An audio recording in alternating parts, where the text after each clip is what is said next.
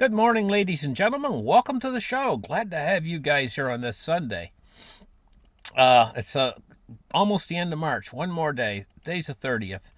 Thank you for tuning in. Let me see what's going on. Well, Trump said uh, he wanted Canada's 51st state. He said he wanted Greenland outright. He wants Greenland. He said he wants the Panama Canal, control over the Panama Canal. So we're gonna find out how is he working along at getting the things that he wants.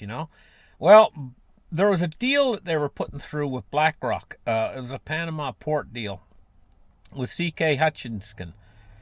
Uh, Evidently, there's a little snag in it right now. It says President Trump's master plan to strengthen hemisphere defense, aimed at eliminating Chinese influence in the Panama Canal, appears to have hit a bottleneck at the end of last week. Uh,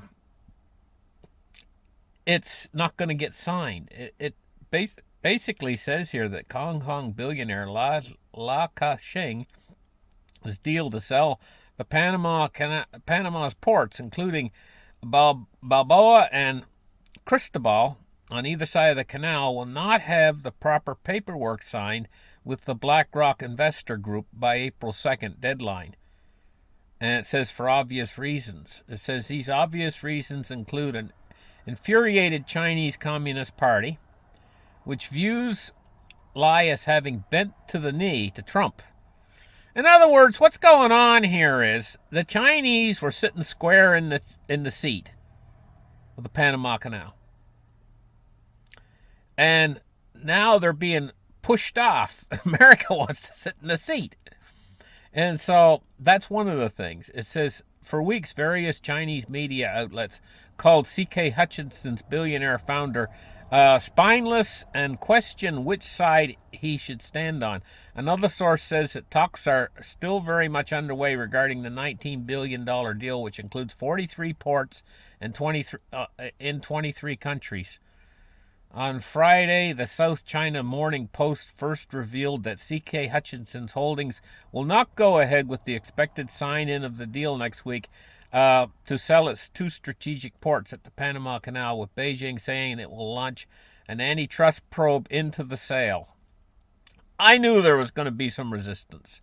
In fact, I thought it was going to be worse, to tell you the truth, because I knew China has invested an awful lot of time, effort, money, and everything else into the Panama Canal, and they were starting to sit squarely in the seat, and they were comfortable there, and they're not going to be pushed out of their seat on the bus very easily. So we got that going on. Now, the Greenland deal. Trump says we will get Greenland. Denmark is amping up their Arctic defense. Evidently, they're trying to, and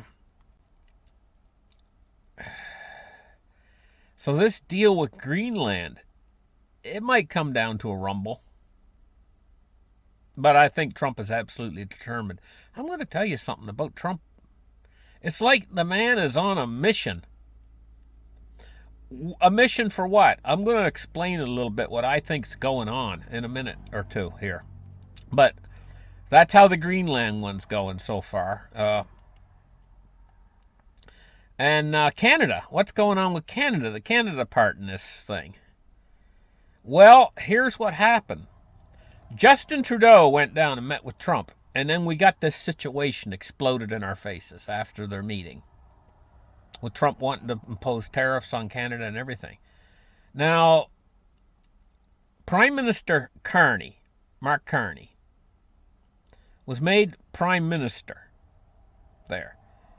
And I wasn't impressed with that because he wasn't elected. And the second thing I wasn't impressed with was the fact that he is a banker. He's a central banker. Needless to say, I'm not impressed by that. But you can't judge a book by its cover. And my opinion about Carney has went up a lot because of what's just happened, because he's went down there and he's met with Trump. And there's been a a defusing of this situation somewhat. And to me, that's impressive. He goes down and meets with Trump one time, and then there's a bit of a defusing of the situation. And so, my opinion of Carney has went up about 4 notches up from where it was. You know what I mean?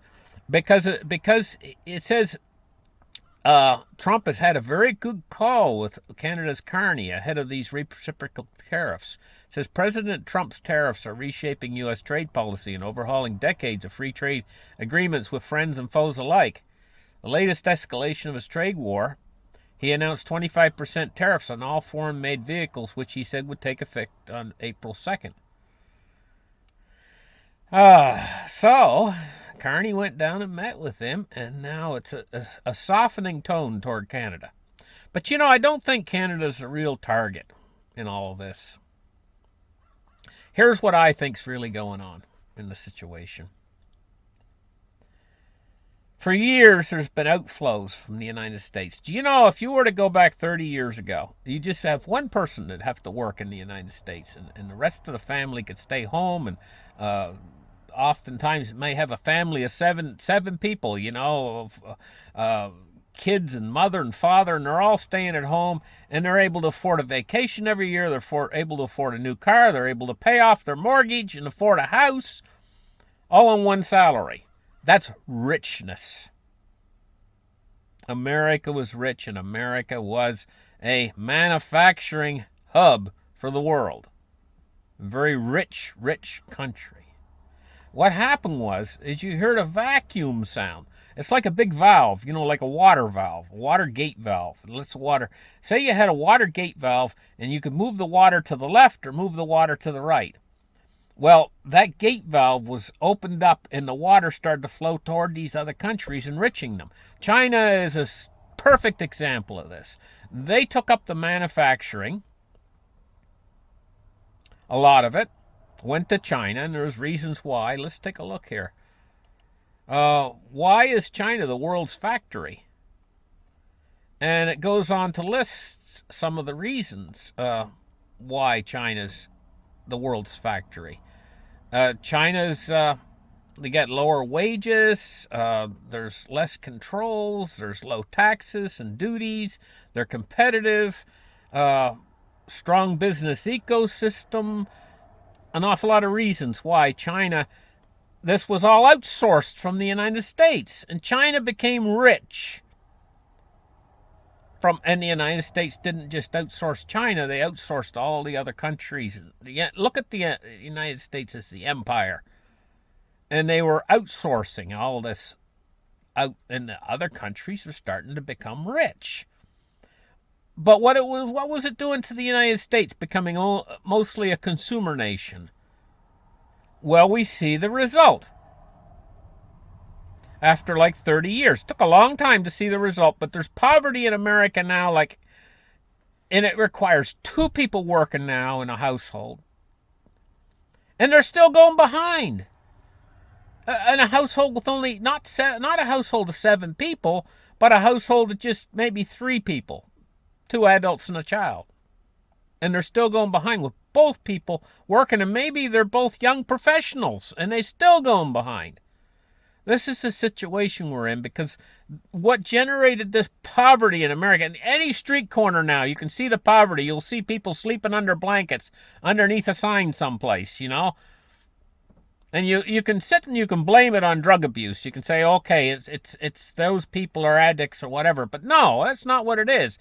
And it's spreading.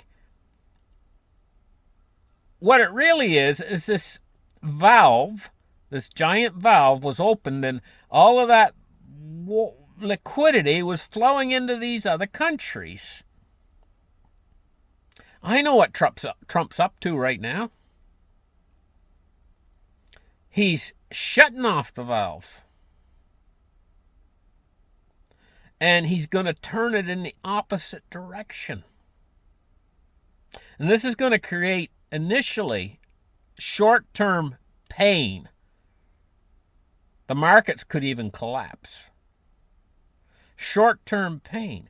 But what it's going to do is, Instead of all that liquidity flowing into these other countries, when that valve's turned the other way, you're going to hear a sucking sound coming from all of these countries, including here in Canada, because the empire is sucking it all back. Once the valve's completely changed in the opposite direction, and when that time comes, you're going to go to a store, and you know how for the last 20 or 30 years you go over, you want to buy a pair of shoes, you pick them up, and there's a little tag on them that says made in China.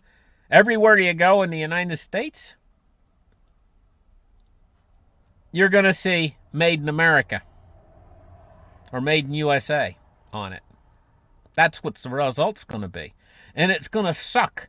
It's going to suck all the wealth out of all these other countries, and it's going to start to bring it back. It's going to take a little while for all this to transpire. Now, the thing about all this is, I've just quoted to you, and it might sound like, oh, I'm for Trump. No, I'm not. I'm apolitical. I'm just analyzing this situation the way I see it, and I'm allowed to do so without having maybe a Canadian get mad at me and say, "Oh, you're for." No, no. I'm apolitical, but I'm examining this situation. I see exactly what's happening, and I'm relating to you exactly what's happening in this situation.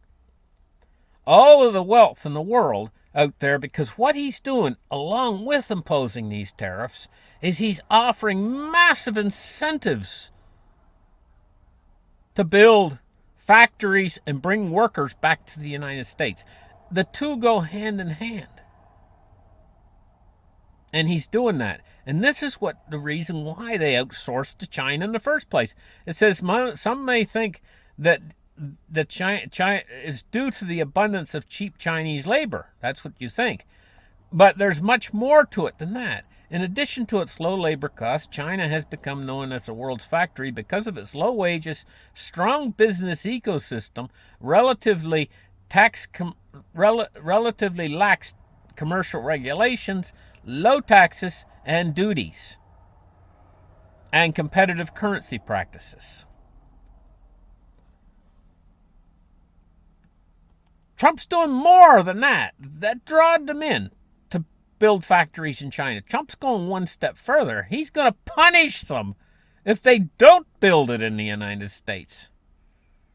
That's where he's going to hit them with the tariffs and stuff. And he's going to offer incentives, on the other hand, for them to bring it back to America. So an awful lot of people out there ridicule Trump, and they say, "Oh my gosh, he's all this stuff they say. You've heard it all." But myself, I'm looking at this and I'm saying, "Hey, you know what? This man is playing 3D chess." And this plan, initially, it's a very bold plan, because initially it could shock the markets and shock everything. But in the long term, looking out like 2 years from now, 3 years from now, 4 years from now, what's it going to do? It's going to impoverish any country that is on the opposite side of this fence. And the fence is firmly planted around the United States of America. It's all about U.S. trade policy and U.S. first. It really is. And we're here in Canada, we are the closest trading partner to the United States, and we have taken a chop in the chops. You know, so I'm kind of impressed with Carney going down there and being able to this quickly, being able to soften things a little bit. You know, take a little bit of the heat off of this situation. That was impressive. Let me just take a look here and see what's going on with the markets right now. See, we are having these difficulties in the markets, and this is all around what's going on with this trade thing. You know, look at the Dow, down 716 points. How will it respond this week? Some of these things, like a taking of a little bit of the pressure off of Canada, will it have an effect upon calming the markets? I don't really know. I don't really think so. this week is going to be the kind of week where you just kind of have to, when the markets open up this week, you're just going to have to sit back and you're going to have to say, what are they going to do? And I think they very well could turn downward sharply. But you know how the markets are. Anybody that tells you that they can actually predict the market, I mean, come on. But I've really got a good track record though of as far as it goes for most people that try to predict the market. I try to predict the market, but it's like a game. You can't predict the markets completely. Nobody can. If they tell you they can, then they're full of baloney. Uh, Now the Dow finished down 715 points, and the S&P finished down 112 points. Looking at gold's always been up lately. Look at that 31.16. It's good as long as this turbulence is out there. Gold's going to continue to rise. I think I mean the turbulence it feeds off of that. Gold feeds off of insecurity around the monetary system and things that make people insecure around the world. Gold feeds off of things like wars and everything like that. And actually, in a way, because these fiat currencies are nothing more than paper-based systems, they're just paper with a printed picture of some king or royalty or politician on them, and they really have no intrinsic value. Gold is the only fundamental thing behind the world's entire financial system.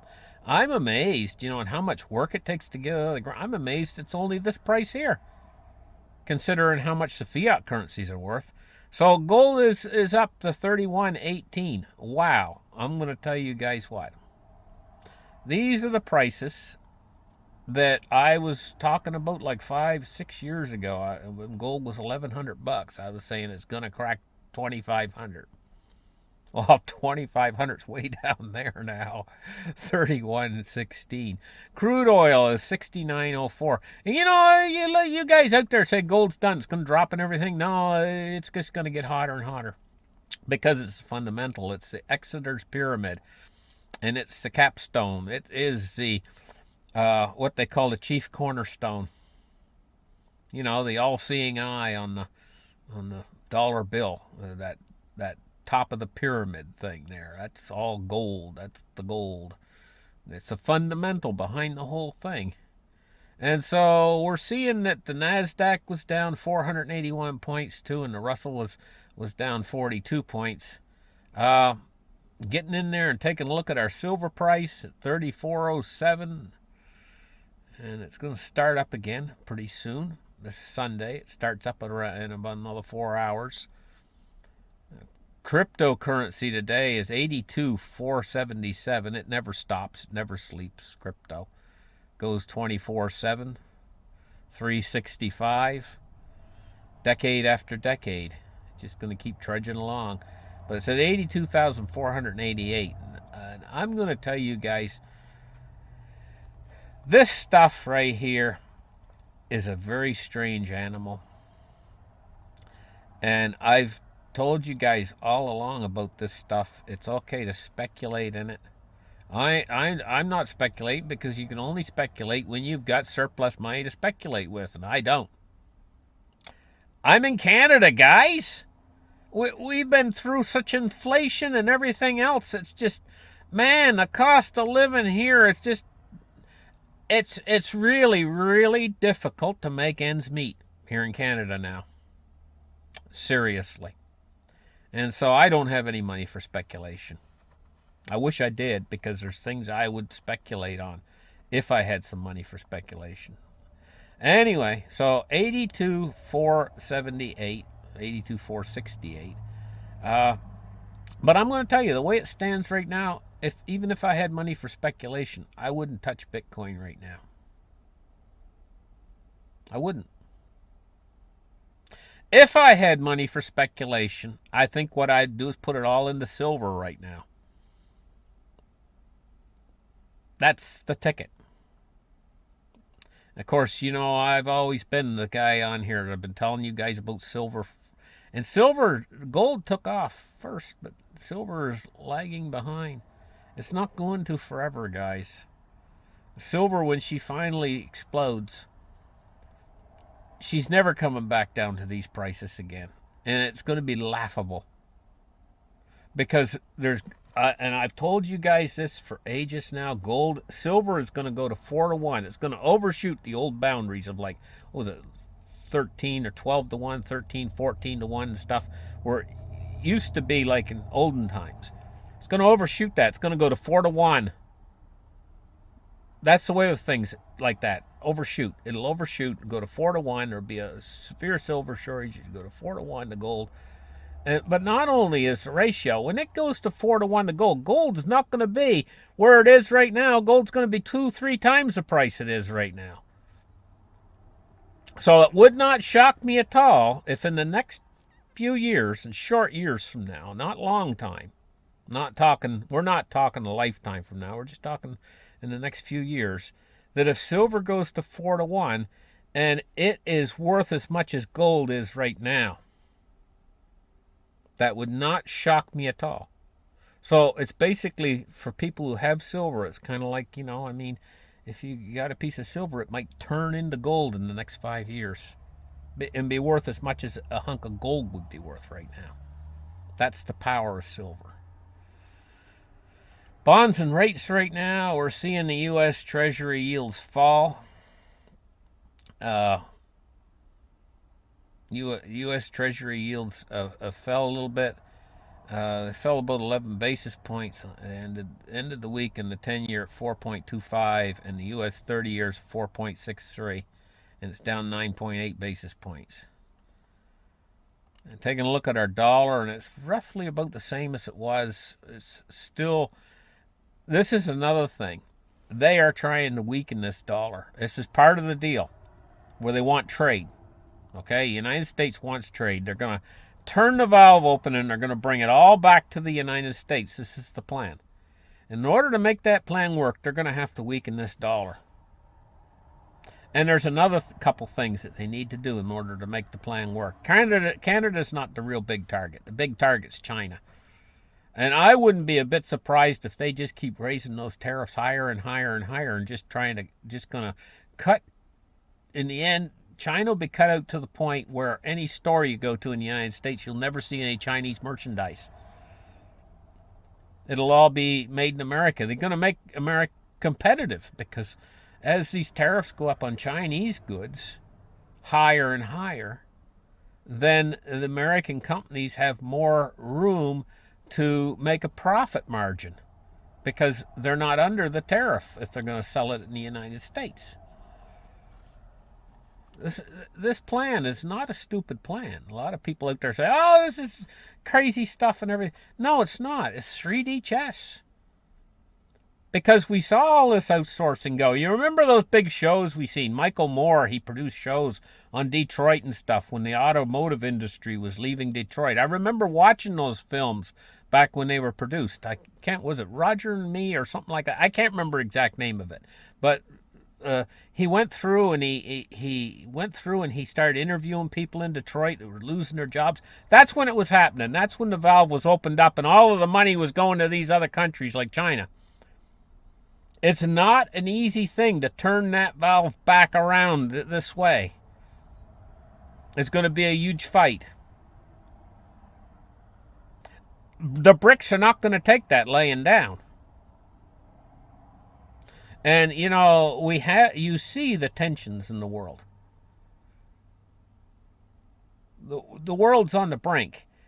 Just like looking ahead just a little bit when they're done their their holy days over there, Iran, the United States is preparing. Israel's preparing. They're preparing operations of some sort or another, and we could descend into war. And the war in Ukraine is far from over. Boy, this is a dangerous world we live in right now. But overall, looking at the overall picture, I was thinking about this last night, and for World War, living in a world that's full of nuclear weapons, for World War. I would think that the world leaders will sit down and they want a bit of uh, they don't want any unpredictability with the other world leaders they're attacking. How do I explain this? Uh, the leader of China, he looks at the leader of Russia and he says, well, he's pretty predictable. And the leader of Russia looks at the leader of China and says, he's pretty predictable and stuff. And then they look over at Trump and they say, is he predictable? They don't know what he's going to do next. This throws them off. Throws them off balance. They don't like that. In fact, they don't like it so much that they just might keep planning the whole time while Trump's in office what they're going to do in the future, waiting and rubbing their hands together and waiting until he's out of there so they can get some predictability. Because no world leader's going to want to launch, do whatever they're going to do, and then have an attack come back at them that was unpredicted. Because it could destroy their country and everything if we're talking about nuclear weapons and stuff. This unpredictability kind of adds to the essence of mutual assured destruction. See, what basically has kept us for the last, all the time I've been alive, from the world blowing up into a nuclear holocaust is something called a mutually assured destruction. You know? And they would really love to get around that. They would love to be able to fight conventional wars without the nuclear threat over their head. But for this, they need predictability. They don't want to go into it with a leader of the most powerful nation on earth and they can't predict exactly what he's going to do.